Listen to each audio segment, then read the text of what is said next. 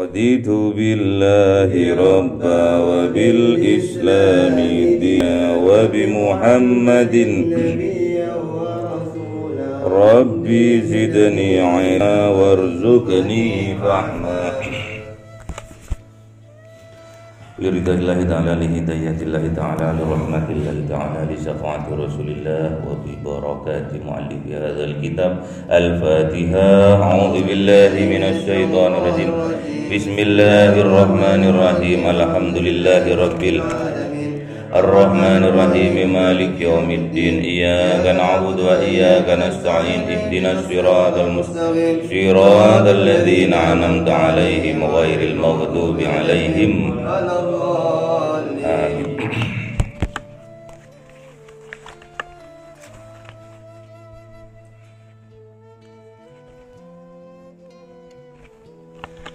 الحديث السادس والثلاثون عن أبي هريرة أن رسول الله قال من نفس عن مؤمن كربة من كرب الدنيا نفس الله كربة من كرب يوم القيامة. An Abi Hurairah, diriwayatkan oleh Abi Hurairah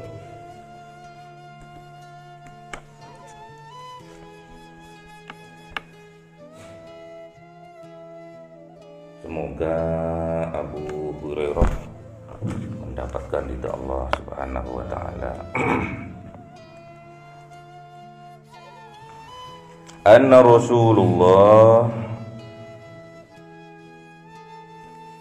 sesungguhnya Rasulullah qol, bersabda Rasulullah sallallahu alaihi wasallam, man naffasah an mu'minin kurbatan min kurabid dunya nafsallahu kurbatan min kurabi yaumil qiyamah. Siapa orang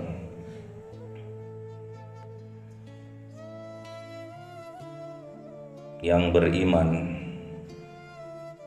kurbatan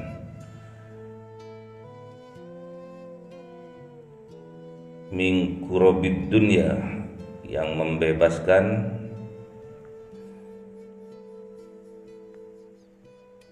kesusahan, beban dari mukmin lainnya di dunia,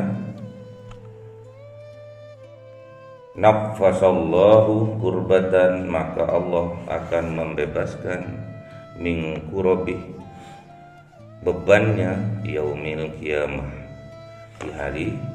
di hari kiamat. Jadi siapa orang yang membebaskan kesusahan, beban dari mukmin lainnya, maka Allah akan membebaskan bebannya di yaumil qiyamah.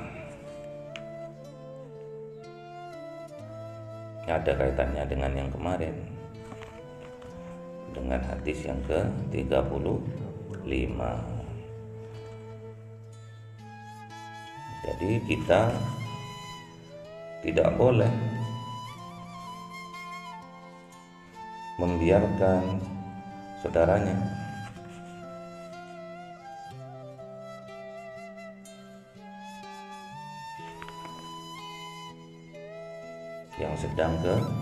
yang sedang kesusahan, wala yahduluhu, tidak boleh membiarkan saudaranya yang sedang kesusahan.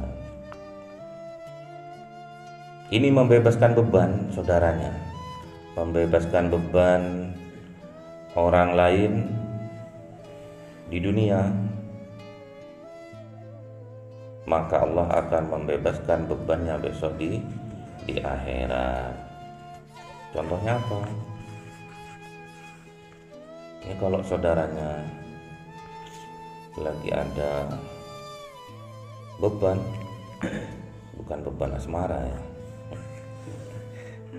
nggak bisa kalau beban asmara itu dibebaskan gimana.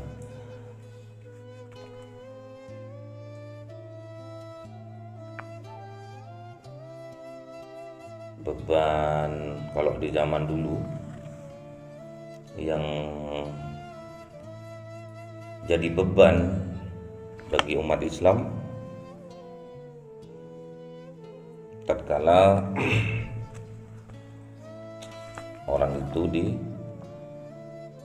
penjara dulu. Di penjara tatkala peperangan min aidil kufar, yang berada di bawah kekuasaannya orang kafir. Jadi kalau kalah perang biasanya itu yang kalah itu dijadikan budak, dijadikan di penjara, dimasukkan penjara dulu, dijadikan budak. Yang laki-laki dijadikan budak dunia, disuruh kerja,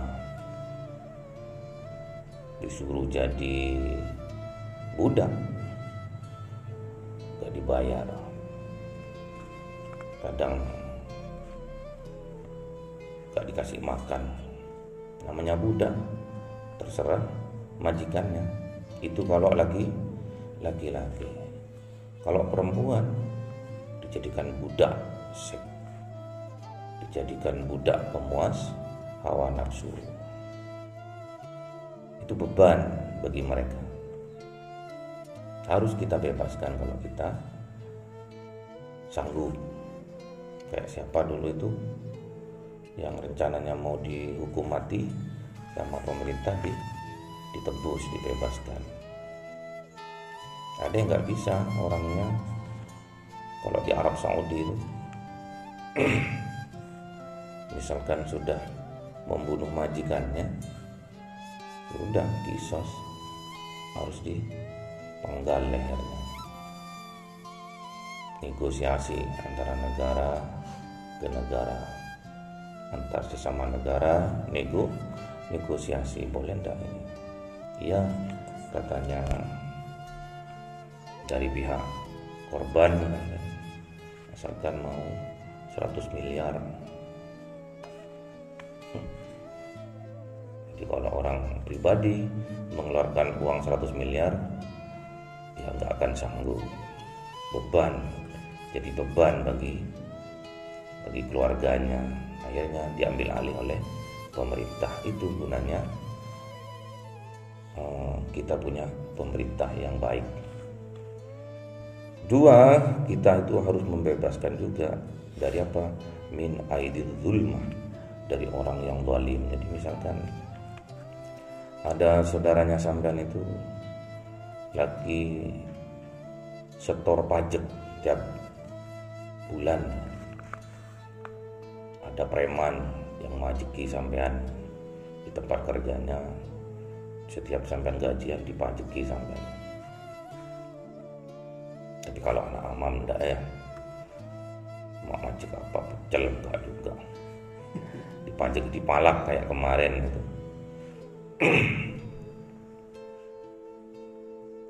Sudah gajinya kecil sih dipalak. Kalau ingin aman, kamu harus setor upeti sekian. Itu dalam kelas teri. Kalau dalam kelas besar itu mafia minyak, mafia perdagangan gas, itu ada mafianya semua. Jadi harus dibebaskan, dan Indonesia sudah membuktikan bahwa Indonesia mampu membebaskan dari palak gitu ya, dari pungutan liar, dari kelas bawah sampai kelas atas. Mafia migas, mafia emas itu diberantas sama pemerintah. Untung kita punya pemerintah baik, tidak zalim. Karena orang yang merasa terbebani dari suatu hal itu dia merasa dizalimi. Biasanya kalau kemarin itu la yadhlimu itu biasanya berkaitan dengan pemerintah atau orang yang kuat menindas orang yang lemah, gitu biasanya gitu. Harus kita bebaskan. Misalkan tiap bulan Mas Fendi dipalak misalkan sama Mas Jun, rokok Mas, kalau pengen aman tinggal di sini rokok. misal gitu dipalak rokok, kalau enggak hilang ban motornya sampai nanti. Misalkan gitu dipalak, nggak boleh, harus dibebaskan. Maju Mas Anggit, nggak boleh gitu Mas Jun. Wah, maju Mas Anggit.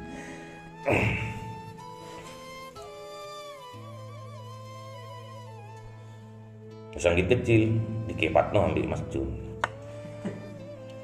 undang Mas Sipul, Pul, aku kalah Pul tadi Pul. Jadi harus ya kita punya mental untuk membebaskan penderitaan orang lain.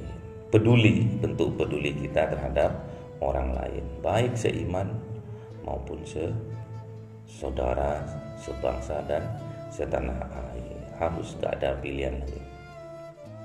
Kalau melihat dari sejarah perjuangan negara kita itu luar biasa.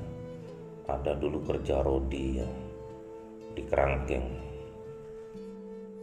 Mungkin kakek nenek moyang kita dulu ya, kerja rodi buat jalan. Habis itu dimasukin lagi ke penjara bawah tanah, gelap gulita, di kerangkeng, gak dikasih makan. Sampai tinggal menikmati sekarang Gunung Kumitir, jalannya seperti itu. Itu dulu kakek moyang kita itu yang kerja itu. Ada yang mati kelaparan di kerangkeng kakinya itu. Dan enak sampai tinggal ngebut tok sampai sekarang itu. Harus tahu diri sampai.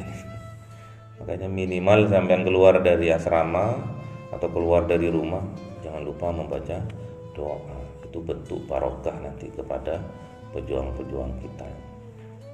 Ingat aja sampai doa keluar rumah. Itu mereka itu mendapatkan barokah dari doa yang sampean bacakan itu. Jadi nggak sia-sia perjuangan mereka, kerja rodi sampai ada yang mati, dipaksa kerja, dicambuk. Sama siapa dia?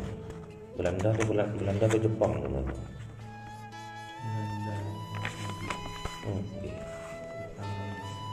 Rompusa Belanda lontoni koncone dewe, nggak boleh ya. Jadi harus bebaskan.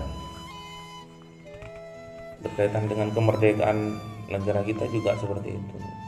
Setelah kita merdeka, sudah diumumkan kemerdekaan kita, yang mengakui pertama kali itu bukan Malaysia, bukan Brunei, bukan.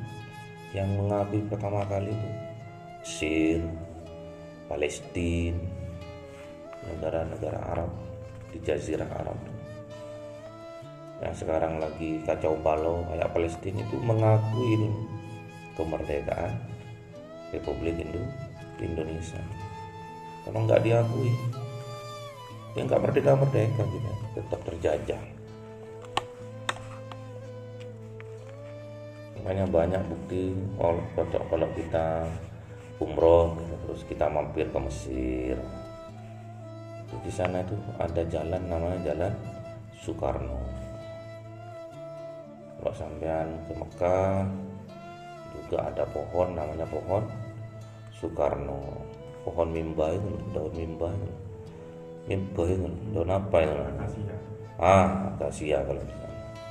Itu ada namanya pohon Soekarno. Kalau di Palestina, di Mesir itu juga ada jalan Soekarno. Dan juga Pak Soekarno itu dulu istrinya juga ada yang dari Mesir. Jangan ditiru. Itu bukan makomnya sampean itu. Makom presiden. Di setiap negara punya istri, kan enak kalau lagi kunjungan ke negara mana pergi ke istrinya.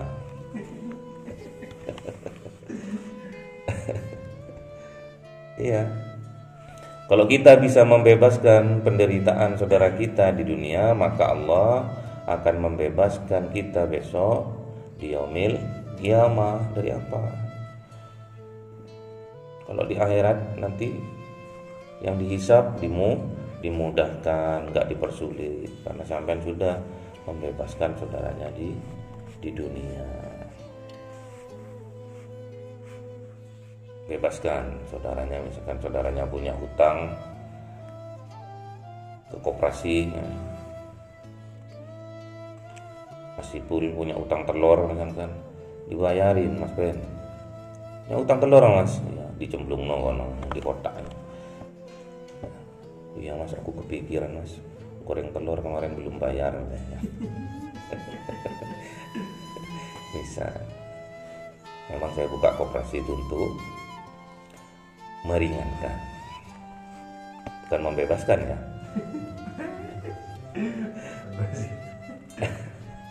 Meringankan, menolong, meringankan. Sampai nggak punya uang, sudah masak dulu tuh beras biar jadi nasi, tinggal ambil sarimi, ambil telur, udah makan sudah. Sampean tuh nunggu setengah jam matang, tapi harus bergerak.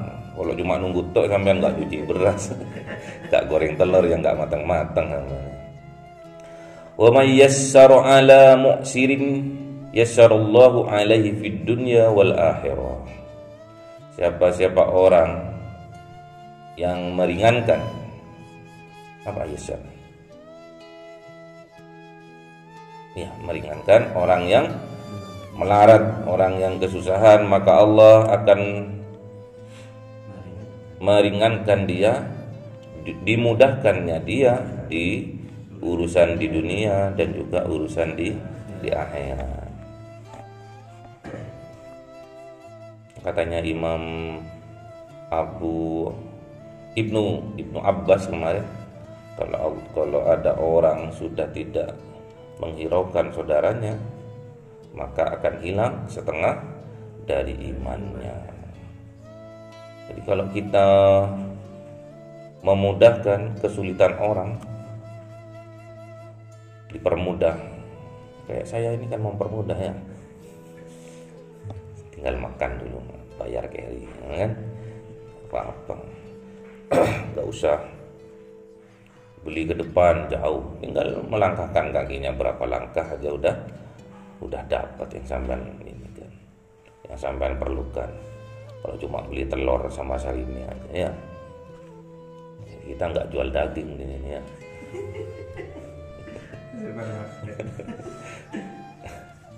Suatu saat siapa tahu kita jadi besar, jadi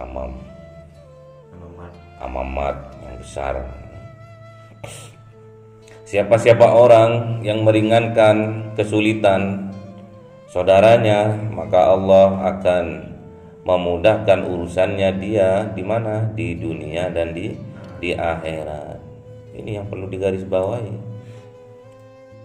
Kalau yang tadi, kalau yang pertama membebaskan bebannya, maka Allah akan membebaskan bebannya di akhirat. Kalau ini enggak, kalau sampean membantu meringankan kesulitan temannya, saudaranya, maka Allah akan memudahkan urusan sampean di dunia dan juga di akhirat.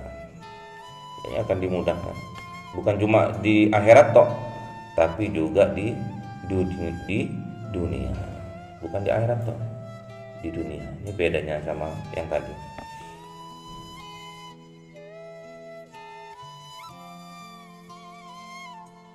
Dimudahkan. Misalkan temannya pas lagi punya kesulitan,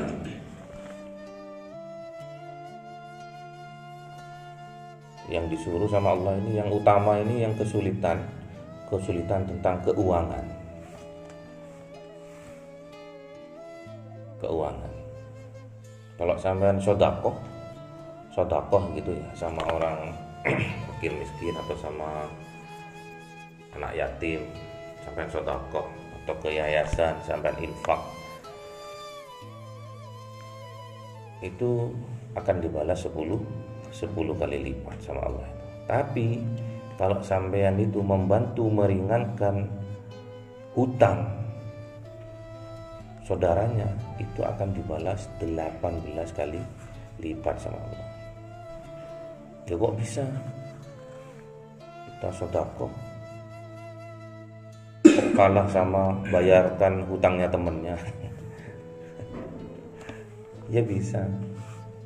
Kalau sampean sedekah, bisa saja orang yang sampean sedekah itu punya duit atau punya makanan sesuai apa yang sampean sedekahkan tadi. Tapi kalau hutang memang nggak punya, dan sampean sungguh-sungguh membantunya, itu karena betul-betul diperlukan hutang itu.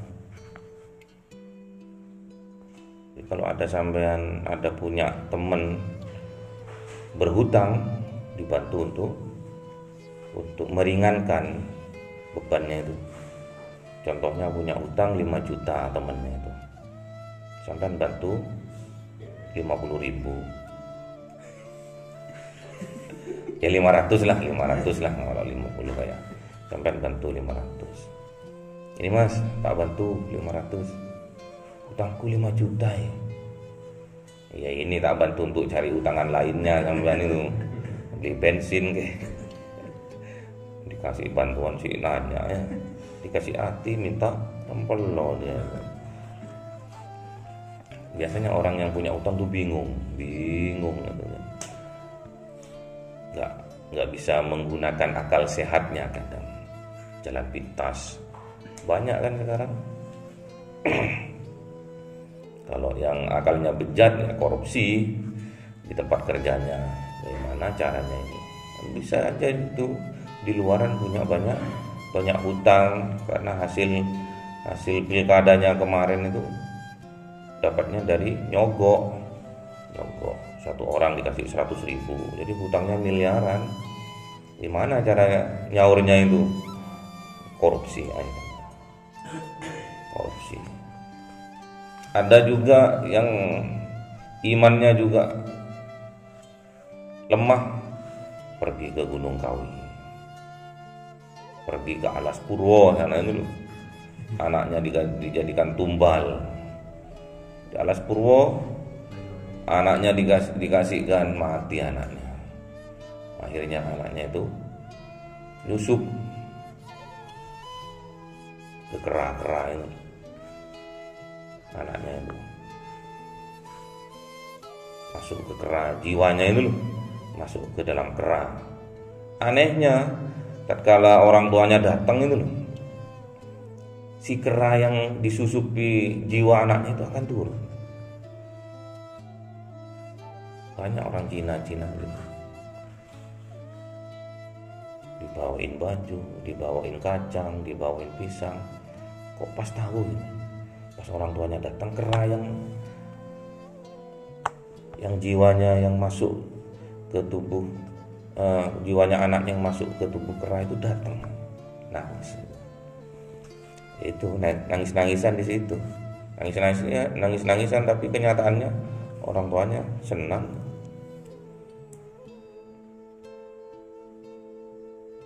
Kalau orang tuanya pulang, dia pergi.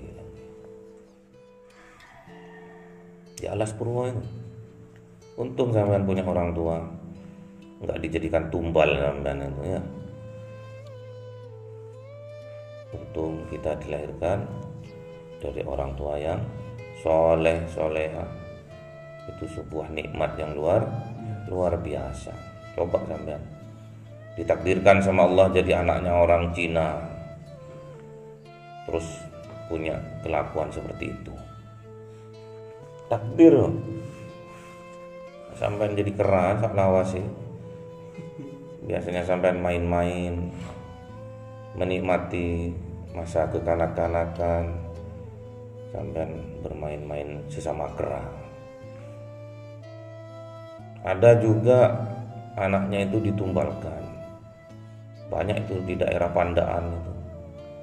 Di rumah-rumah kosong, rumah-rumah besar yang menghuni hanya pembantu sama anak yang sedang kehilangan keterbelakangan mental itu loh, yang ngiler. Itu juga ada yang dijadikan tumbal gitu sama orang tuanya. Jadi anak yang keterbelakangan mental, dungu. Tahu apa yang ditumbalkan, saya juga nggak ngerti. Tapi kebanyakan itu faktor dari pesugihan orang tuanya katanya. Untung juga sampean nggak dijadikan dungu, nggak ditumbalkan sama orang tuanya sampean. Itu luar biasa. Kita harus betul-betul bersyukur sama Allah, kita ditakdirkan menjadi anak seorang muslim, dilahirkan dari orang yang beragama Islam. Itu sebuah nikmat, harus disyukuri. Dengan cara apa? Ya seperti sekarang, ibadahnya ditingkatkan, malesnya dibuang.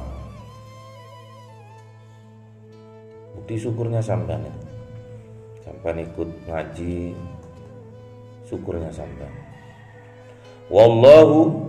Wallahu fi aunil abdi maka nal abdu fi auni ahihi. Nah, ini luar biasa ini.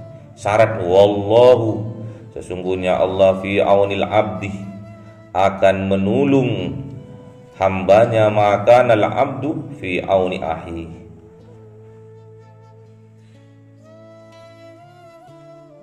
Jadi Allah akan menolong hambanya yang hambanya itu menolong saudaranya. Jadi ditekankan sama Allah di sini itu. Allah itu akan menolong hambanya apabila hambanya itu menolong saudaranya. Ya tadi itu, Qurobah membebaskan dari beban-bebannya, terus Yassarah juga meringankan dari tanggungan-tanggungannya. Ahi, saudara.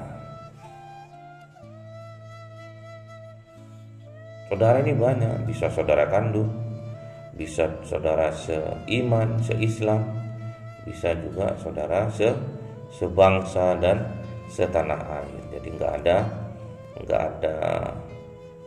aturannya harus seiman, enggak, harus seislam, enggak. Sampai lihat saudaranya muslim atau non muslim, dia itu dalam kesulitan, bantu dia supaya bebas dari kesulitannya itu, ringankan bebannya, permudah.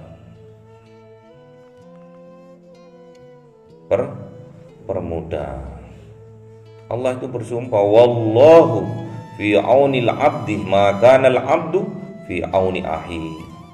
Allah akan menolong hambanya itu apabila hambanya yang tadi itu, yang syaratnya 2 tadi itu, bisa membebaskan beban saudaranya, mempermudah kesulitan saudaranya, maka Allah akan membantu dia.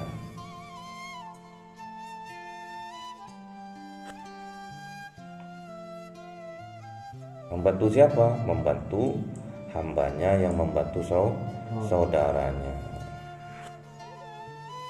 Cara itu. Kalau Allah udah bilang akan membantu, akan dibantu. Kalau Allah sudah bilang akan mempermudah, akan mempermudah. Percaya enggak sampean nih?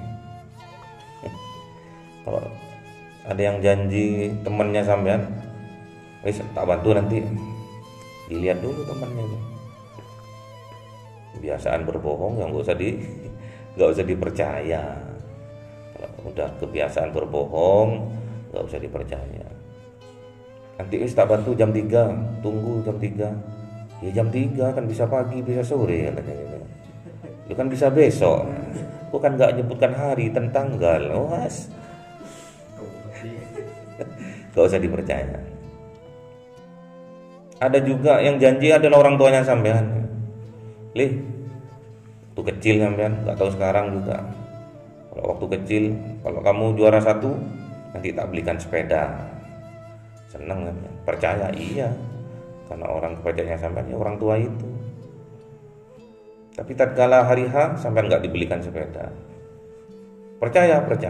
Orang tuanya datang, maaf ya Li, aku belum bisa belikan sepeda karena uangnya masih belum ada. Kalau percaya ya percaya sampean. Sama orang tuanya sampean nggak akan ingkar janji misalkan. Tapi belum dimampukan sama Allah. Ya nggak bisa terjadi apa yang dijanjikan ini. Tapi kalau Allah yang berjanji, percaya enggak sampean nih? Ini Allah ini yang berjanji nih. Dan Allah sendiri yang bersumpah, wallahu fi aunil abdi maka al abdu fi auni ahihi. Ini Allah sendiri yang bersumpah, yang bilang, sampean percaya enggak ini akan dibantu sama Allah ini? Percaya. Pertanyaannya sekarang, kenapa kita kok jarang atau bahkan tidak sama sekali membantu saudaranya? Bantu saudara itu banyak, bukan cuma mempermudah urusannya, membayarkan hutang-hutangnya, mendengarkan tatkala dia curhat, itu sebetulnya sudah membantu. Cuma diem tok, pasang kuping tok aman. Aku sakjane gini, aku sakjane gini. Nah, terus iya aku sama itu cerita curhat ya. Setelah curhat, plong, dadanya plong, lega dadanya. Tapi masalahnya belum selesai. Tapi kan sudah membuat dadanya plong, itu sudah luar biasa. Jangan sampai ada temannya, aku tak jadi curhat ya. Ngomong curhat sampai pasti yang susah-susah. Lah iya, namanya curhat. Pasti yang sedih-sedih. Sampai siapkan wis kuping, terus dada untuk bersandar, bahu yang kuat untuk bersandar. Jangan pilih-pilih, sampai pilih-pilih. Yang dibantu yang cewek. Kalau yang cowok sampean nggak bantu. Contohnya sampean pas lagi di jalan naik sepeda motor, terus ada orang lagi nuntun sepeda motornya, kehabisan bensin, dilihat, wes cowok carno, nggak boleh. Terus yang nuntun cewek, waduh didorong, cewek ayu mana? Kenapa mbak? Kehabisan bensin mas, tak dorong ya. Hati-hati, wes spread sampean itu ya. Nolongnya nggak ikhlas itu sampean. Masih pandang bulu sampean itu, masih keturunan kera juga sampean itu. Banyak bulunya ya tuh. Kan yang jangan pandang bulu. Kalau banyak bulunya berarti kan kera ya. Jadi syaratnya itu nggak ada Allah itu membedakan saudaranya itu se-Islam, seiman, senegara, sebangsa, lanang, wadon, sama, terserah. Yang penting sampean punya niatan membantu, maka Allah akan bantu sampean. Jangan sampai sebaliknya, sampean tidak membantu, mendolimi bahkan, menghinakan bahkan. Ada orang datang ke sampean curhat punya hutang. Sampean pemalas gitu, makanya banyak hutangnya. Misal gitu kan. Misal sampean pemalas, kerja yang keras, kerja yang cerdas, tiru aku.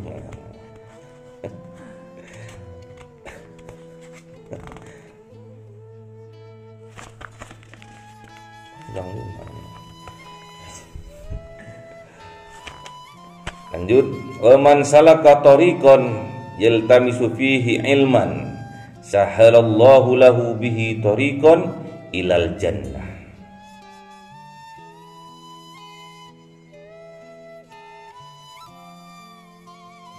Siapa orang apa itu? Siapa orang?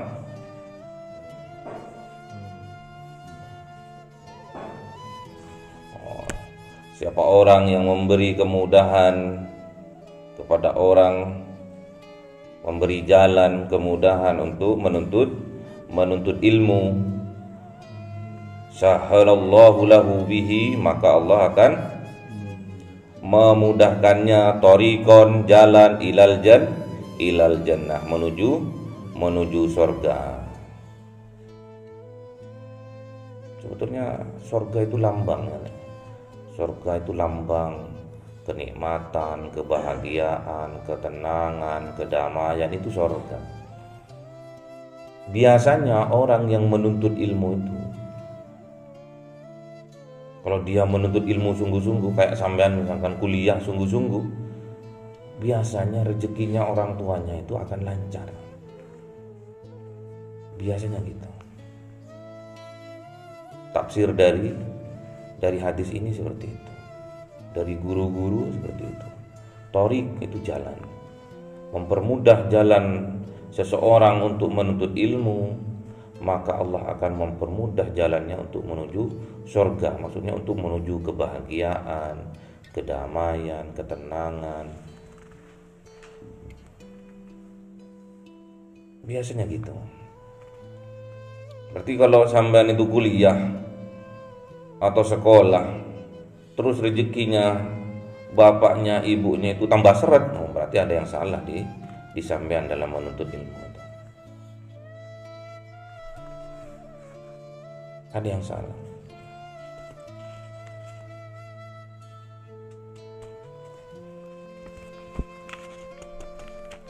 Maka dapat diperbaiki kesalahannya sampean. Ada yang putus kuliah tengah jalan misalnya.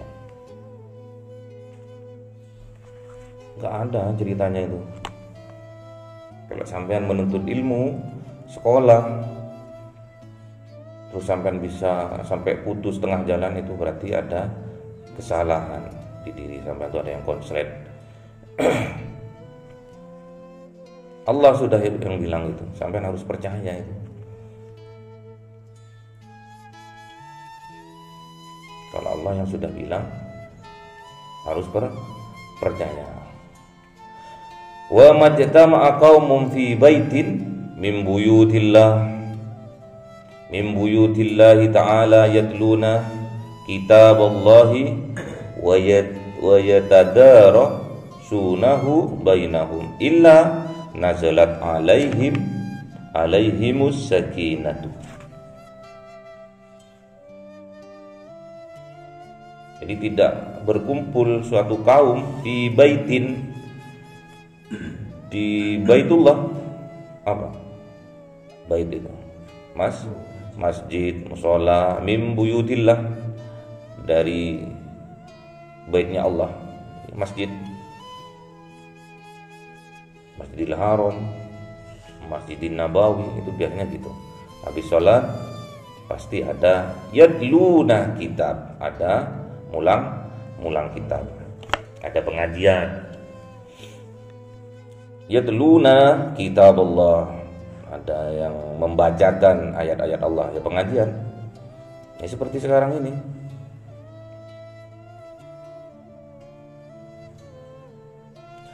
Wa yatadarasunahu, dan juga memperkenalkan sunnah-sunnahnya.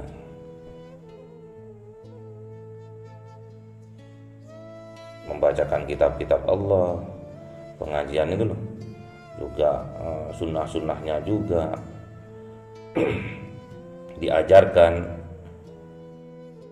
Wa yatadarasuna, dideres, dipelajari, dihayati, dikaji, bainahum, di antara kalian, illa nazalat alaihim, kecuali Allah akan turunkan kepada kalian apa? As-sakinatu, ketenangan. Kayak sampai sekarang ini dibacakan kitab-kitabnya Allah, ditadarusi, diteres, dikaji, illa nazalat alaihim sakinah.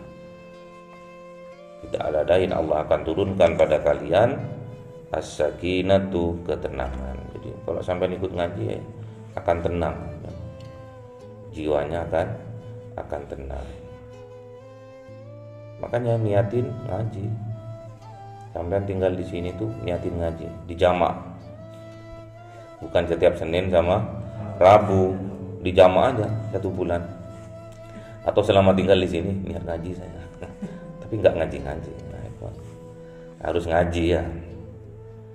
Dan misalkan sampean itu dalam niatan ngaji, a'udzubillah, terus sampean pendek umurnya, misalkan sampean niat ngaji, masuk ke amam niat ngaji 1 kali, 2 kali, terus sampean diwafatkan sama Allah, sampean itu bisa dipastikan sampean tuh matinya mati syahid, karena sampean niatnya nuntut ilmu. Minim itu.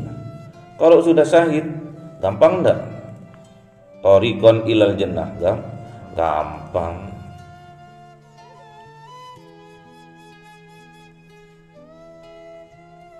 Dijadikan tenang sampean itu. Terus ngaji sampean tenang. Makanya tiap bulan saya dawamkan ada khatmil Quran. Tinggal nanti ditadarusi 1 ayat, diambil, dikaji. Wa ghasiyat humur rahmah.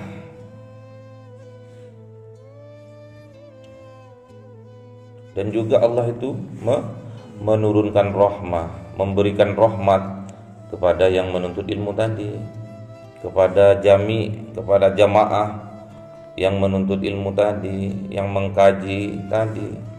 Allah akan memberi rahmah. Wa hafathumul malaikah. Dan juga di sekitarnya itu diputerin oleh banyak malaikat, sayap-sayapnya menutupi orang-orang yang menuntut ilmu. Ada juga kalau dulu waktu di madrasah itu diterangkan sama ustadz itu, di sepanjang jalan itu sayapnya malaikat itu akan menaungi kita. Kok masih tetap panas Pak? Iya, bukan Nabi. Kalau Nabi awan yang, tapi itu secara batin, bahwa maksudnya malaikat menjaganya. Sampai bukan Nabi, bukan Rasul. Katanya kalau nuntut ilmu Pak, dinaungi. Kok masih panas? Ya iya, kan bukan Nabi. Coba Nabi akan dinaungi sama awan secara zahir seperti itu. Wa dzakarahumullahu fi man indahu wa man abta'a bihi amaluhu lam yusri bihi nasabuhu wa dzakarahumullahu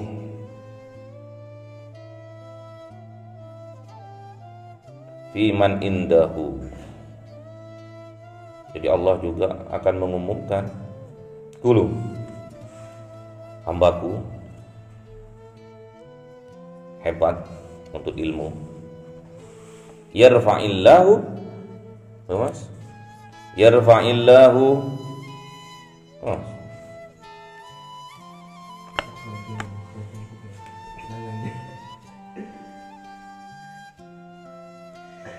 yarfa'illahu alladhina amanu minkum walladzina utul ilma darajat." Allah akan mengangkat derajat orang mukmin di antara kalian, dan Allah akan mengangkat orang yang menuntut ilmu beberapa derajat.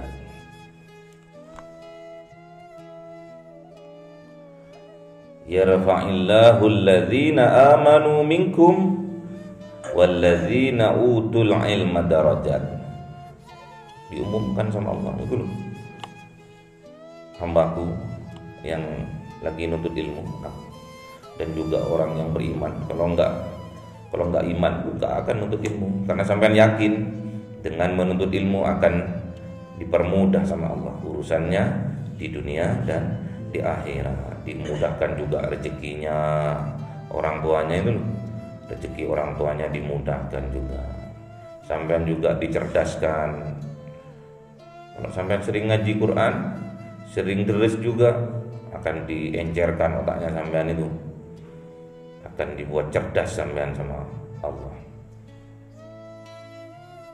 Wa man abta'a bihi amaluhu lam yusri bihi nasabuhu.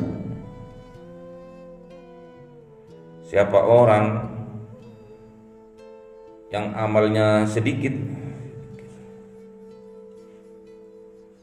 amalnya lambat, abta'a bihi ini lambat maksudnya sedikit.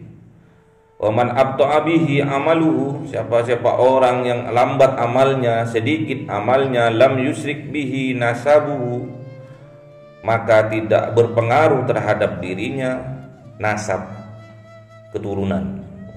Ini lagi viral sekarang ini, ngejoh no keturunan. Aku keturunannya Yai, aku keturunannya Sunan Bunang, Sunan Gunung Jati, Sunan Ampel. Yang lebih ekstrim, aku keturunannya Kanjeng Nabi. Gak akan bisa nulung, gak berpengaruh terhadap amal. Sebuah nasab itu gak berpengaruh. Kalau dia soleh, ya soleh. Kalau dia toleh, ya toleh. Toleh maksudnya tolol. Kalau dia nggak menuntut ilmu, kalau dia nggak bersungguh-sungguh dalam menuntut ilmu, kalau dia bodoh ya tetap bodoh. Nggak peduli keturunannya siapapun, nggak peduli. Lam yusrik bihi nasabu, tidak berpengaruh terhadap dirinya. Sebuah nasab itu nggak berpengaruh. Sampean keturunannya Yai,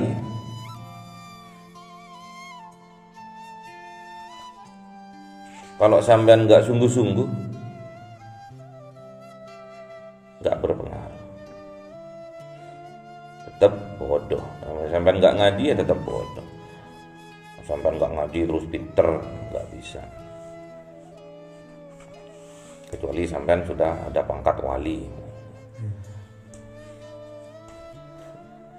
wali jadab, nggak pernah ngaji, gak pernah deres, moro-moro bisa baca kitab, paham kitab, alim, wali. Kalau sampean wali odeng harus ngaji. Gak peduli sampean itu keturunannya siapa, kalau sampean gak ngaji tetap bodoh. Sekarang ini lagi musim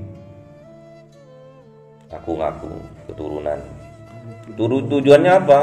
Untuk dihormati. Sangat miris. Kalau tujuannya hanya untuk dihormati itu sangat miris. Kalau sampean pingin dihormati, sampean harus menghormati. Kalau sampean pingin dimuliakan, sampean harus bisa memuliakan orang lain.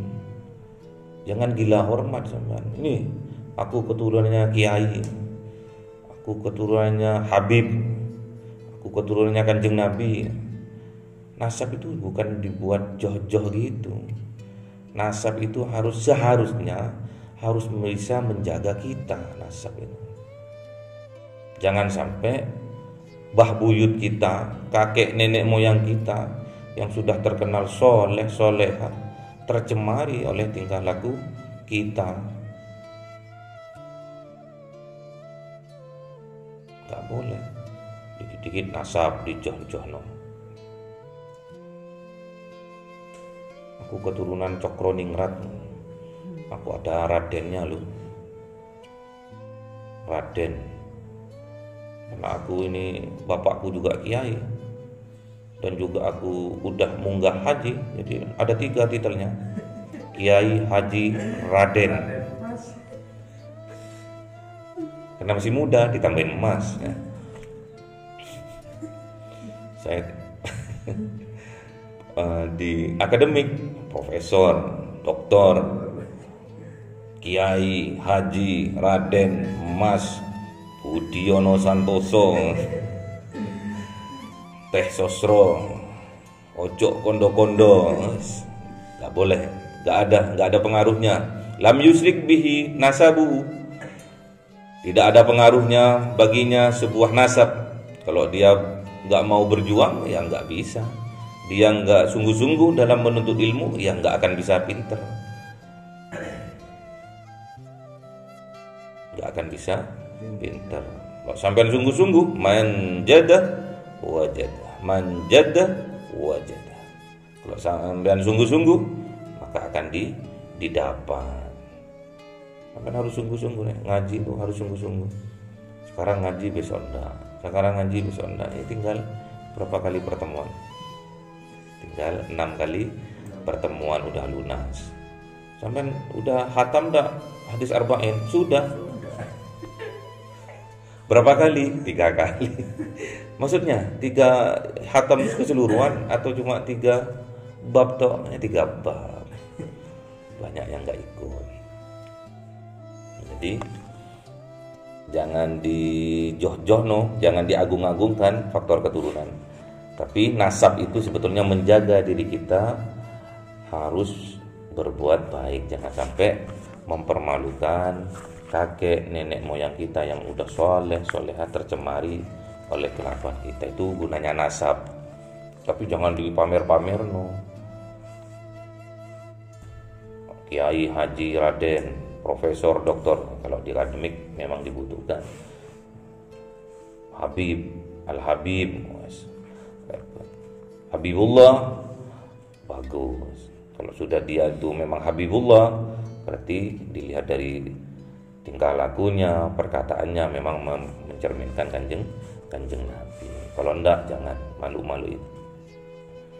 Ruwahul Muslimun, diriwayatkan oleh Imam Muslim, semoga bermanfaat. Al-Fatihah. A'udzubillahi minasyaitonirrajim.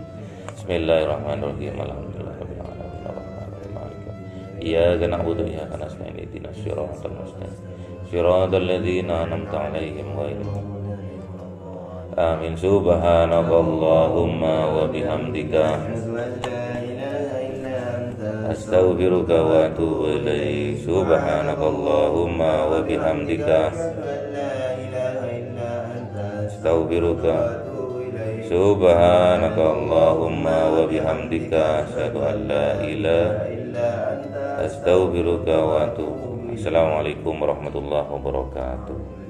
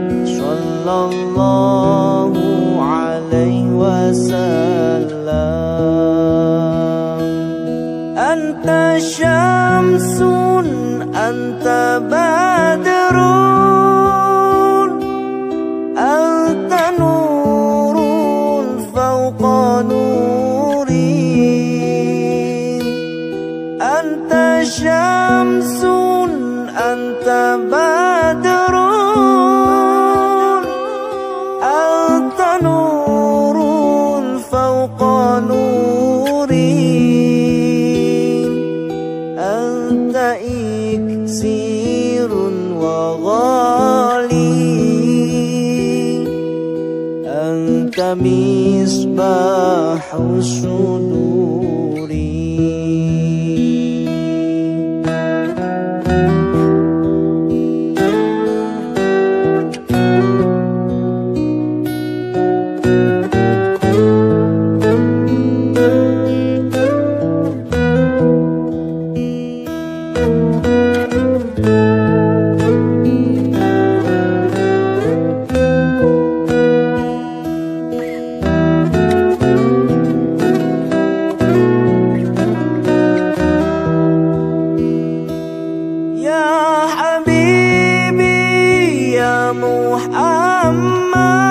محمد يا عروس الخفقين يا حبيبي يا محمد يا عروس الخفقين يا مؤيد يا ممجد يا إمام القبلتين صلى الله على محمد صلى الله عليه وسلم صلى الله على محمد صلى الله عليه وسلم صلى الله عليه وسلم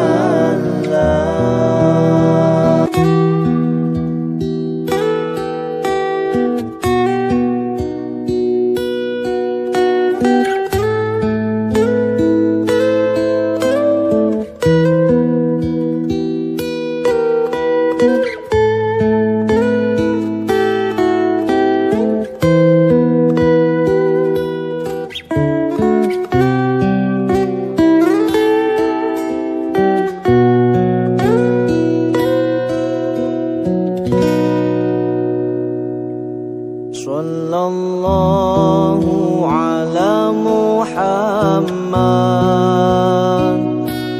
صلى الله عليه وسلم صلى الله على محمد صلى الله عليه وسلم صلى الله على محمد صلى الله عليه وسلم صلى الله على محمد صلى الله عليه وسلم أنت شمس أنت بدر أنت نور فوق نوري أنت شمس أنت بدر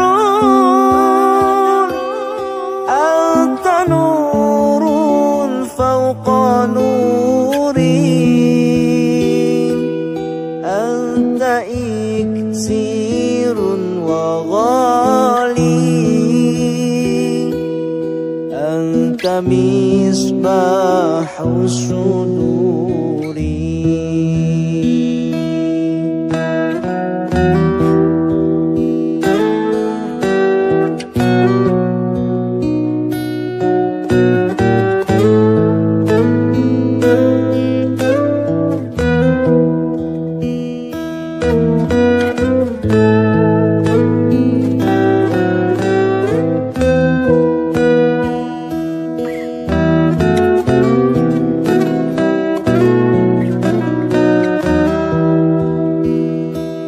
يا حبيبي محمد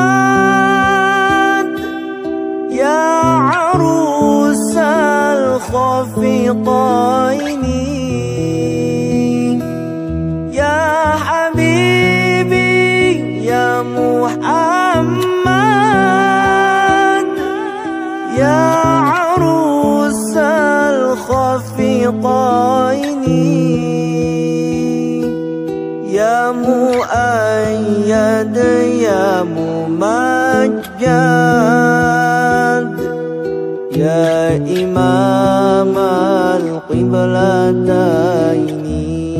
القبلتين صلى الله على محمد صلى الله عليه وسلم صلى الله على محمد صلى الله